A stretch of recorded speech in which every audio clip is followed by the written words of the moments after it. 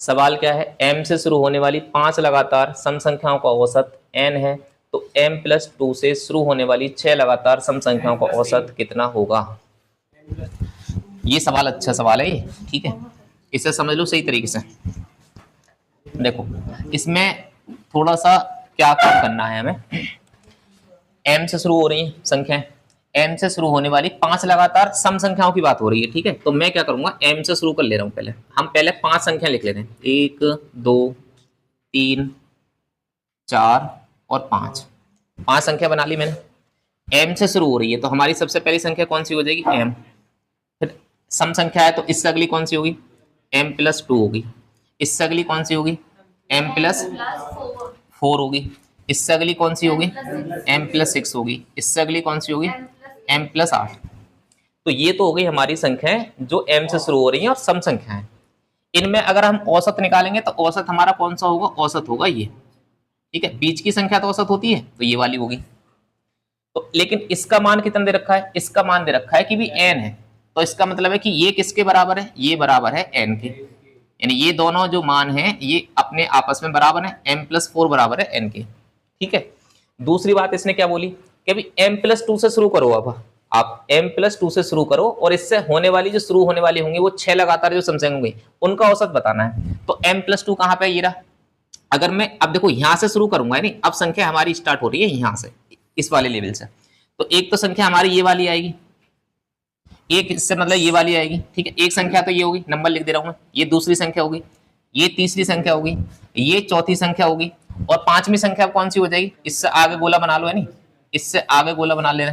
देखो मैं विकल्प तो मिटाई दे रहा हूँ, विकल्प तो आप चेक कर ही लेना जो आंसर आएगा।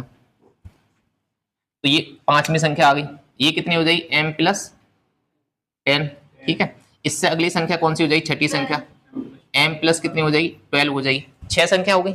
अब हमें इनका औसत बताना था आगे, और किसकी फॉर्म में बताना था, आंसर दिए थे कितने, देखो n+ कितना दिया था 2, n+ कितना दिया था 2.5, n+ कितना दिया था 3.5 और n+ कितना दिया था 3। तो यही तो 4 विकल्प थे। तो इनमें से कोई सा आंसर लाना है, तो हमें आंसर लाना है n की फॉर्म में। तो अब आप क्या करोगे, देखो पहली संख्या ये होगी। अब देखो 6 संख्याएं हैं, लगातार 6 सम संख्याएं और उनका औसत निकालते हैं। तो औसत क्या आता है, बीच की संख्या। ये वाली 3 इधर से गायब कर दोगे, 3 इधर से गायब कर दोगे, तो आंसर किसके बीच में आएगा, आंसर आएगा इनके बीच में, ठीक है। इनके बीच का जो मध्य मान होगा, सही है। अब हमें यहाँ मध्य मान तक पहुंचना है, n की फॉर्म में पहुंचना है। तो देखो ये वाली संख्या अगर n है, m+4 का मान n है, तो इससे मुझे पहले जाना है, इससे पहले। तो इससे पहले कौन सा आंसर होगा, n-2। ये वाली संख्या अगर n की फॉर्म में जाई जाए तो ये देखो m+4 ये n है नहीं, इससे पहले चलेंगे तो कितनी हो जाएगी, n-2, यानी 2 कम हो जाएगी। इससे आगे चलेंगे तो कौन सा हो जाएगा, n+2 हो जाएगा, यानी ये वाली संख्या ये आ गई। n की फॉर्म में चल रहा है, ये वाली संख्या निकालेंगे तो कितना आ जाएगा, n+4 हो जाएगा। इसका मान निकालेंगे तो n+6 हो जाएगा। इसका मान निकालेंगे तो n+8 हो जाएगा। ऐसे ही n की फॉर्म में आ गई 6 संख्याएं।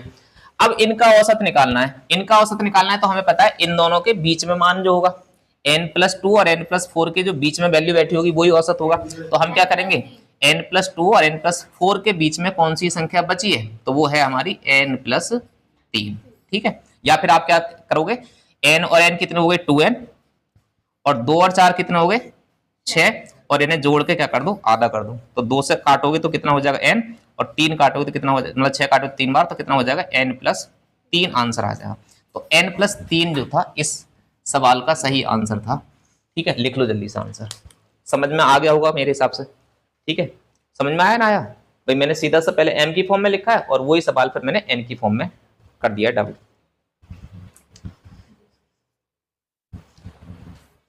आई बात समझ में, सवाल सही में अच्छा है, ठीक है। आते हैं पेपर में इस तरह के सवाल, उतार लो तो फिर।